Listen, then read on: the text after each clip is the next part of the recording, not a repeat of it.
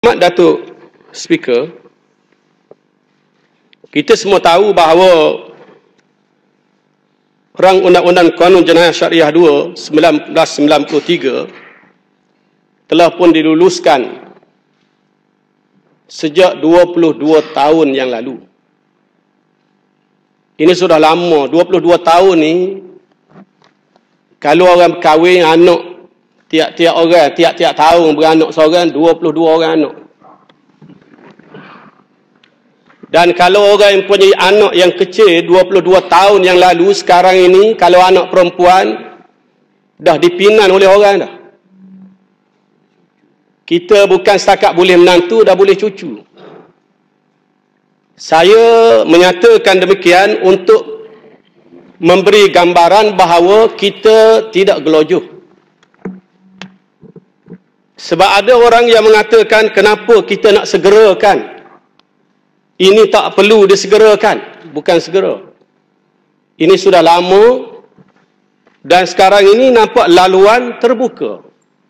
Dan tidak ada siapa yang boleh menafikan sejarah bahawa ketika Rang Undang-Undang Kanun Jenayah Syariah 2 1993 dibentangkan di dalam Dewan Undangan Negeri pada tahun 1993 mendapat sokongan keseluruhan ahli-ahli Dewan Undangan Negeri sama ada dari pihak kerajaan ataupun pembatan.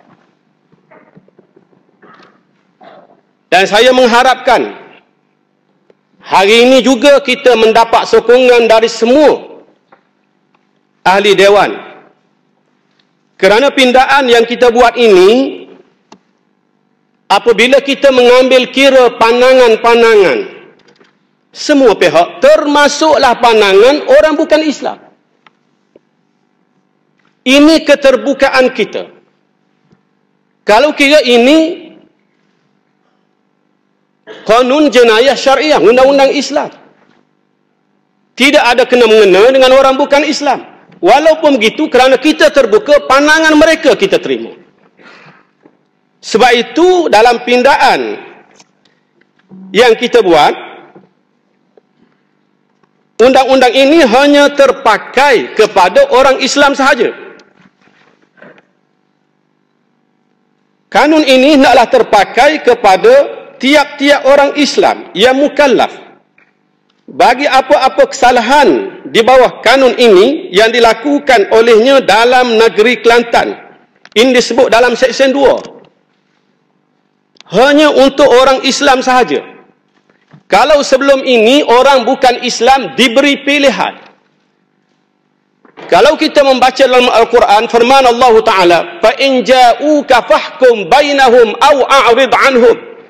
Kalau orang bukan Islam yang melakukan kesalahan itu datang kepada kamu, wahai Muhammad, maka hukumlah mereka. Atau kamu berpaling daripada mereka. Kalau orang belajar bahasa Arab, au itu litakhir, untuk pilihan. Atau.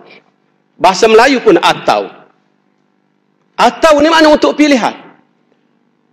Dan ada beberapa pandangan ulama.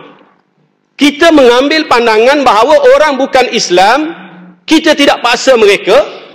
Mereka diberi pilihan. Itu dulu. Tetapi apabila ada pandangan-pandangan seolah-olah ada ketakutan daripada orang bukan Islam. Ada yang menyatakan, sekarang diberi pilihan, mungkin masa akan datang, orang bukan Islam pun tertakluk, diwajibkan, dikenakan. Maka kita menyatakan tidak. Dulu kita bagi pilihan, sekarang tidak ada pilihan. Orang bukan Islam tidak terlibat. Kita ambil pandangan, au a'rid anhum, atau kamu berpaling daripada mereka, kamu tidak menghukum mereka. Ini yang kita buat. Jadi sepatutnya orang bukan Islam menyokong, sepatutnya. Ini pindaan yang kita buat. Jadi tak timbul soal orang bukan Islam menentang, sepatutnya tak timbul. Tak setuju, nak tak setuju pun patut tak boleh. Sebab ini hanya berkaitan kepada orang Islam sahaja.